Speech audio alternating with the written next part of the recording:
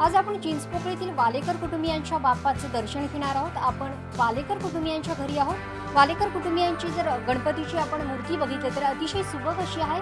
विशेष म्हणजे त्यांनी आपल्या बाप्पाबरोबर रिद्धी सिद्धी यांचंही विराजमान केले आणि त्यांचं पूजन केलं जातं।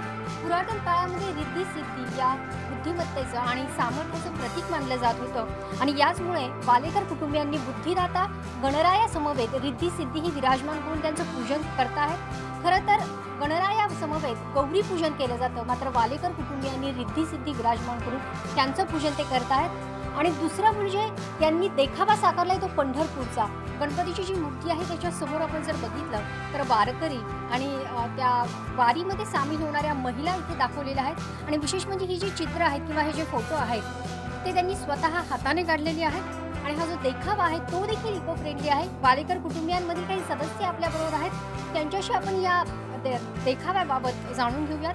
मला सांगा, हा जो देखावा साकारलेला आहे, पंढरपूरची संकल्पना तुम्ही निवडलेली आहे, या मागचं कारण काय आहे? त्याच्या मागचं फक्त एवढंच कारण होतं की दरवर्षी लाखो भाविकांना पंढरपूरला जायला मिळत नाही। आमचा एकच प्रयत्न होता की इकडचे जे आपले भाविक आहेत त्यांना पंढरपूरचं दर्शन व्हावं, त्यामागे आमचा हेतू होता। आणि दुसरं म्हणजे तुम्ही बघू शकता, आम्ही इको फ्रेंडली करण्याचा खूप प्रयत्न केलेला आहे। तुम्ही गणपतीचा मुकुट बघितला तर त्याचं पण आम्ही डेकोरेट सुद्धा केलेलं आहे। देखाव्यासाठी काय काय वस्तू वापरल्या आणि किती दिवस लागला हा देखावा साकारायला? 15 दिवस आम्ही हा देखावा साकार करत होतो। त्यासाठी आम्ही कागदाचा वापर केलेला आहे आणि हे सर्व चित्र रेखाटणी विद्या शिंदे यांनी।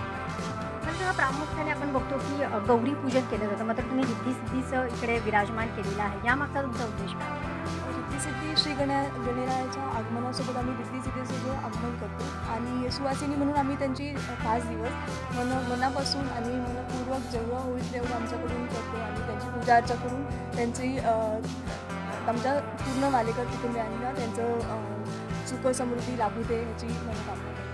रिद्धी सिद्धीच्या पूजनाचं महत्त्व तुम्ही आमच्या दर्शकांना सांगा। रिद्धी सिद्धीच्या पूजनामध्ये बुद्धी आणि सामर्थ्य या देवतांचा देखील कुटुंबियांवर आशीर्वाद राहावा। त्याचप्रमाणे स्त्री पुरुष सामाजिकता म्हणजे जे समभाव आहे तो सुद्धा आम्ही देवतेच्या माध्यमातून सुद्धा दर्शवण्यात येतो की स्त्री देवतेला सुद्धा तेवढंच स्थान महत्त्वाचं आहे आपल्या धार्मिक धर्मामध्ये।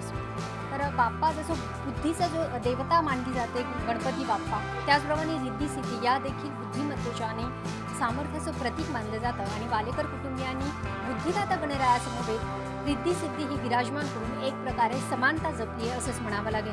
व्हिडिओ जर्नलिस्ट मंगेश वनेसह झी मीडिया मुंबई।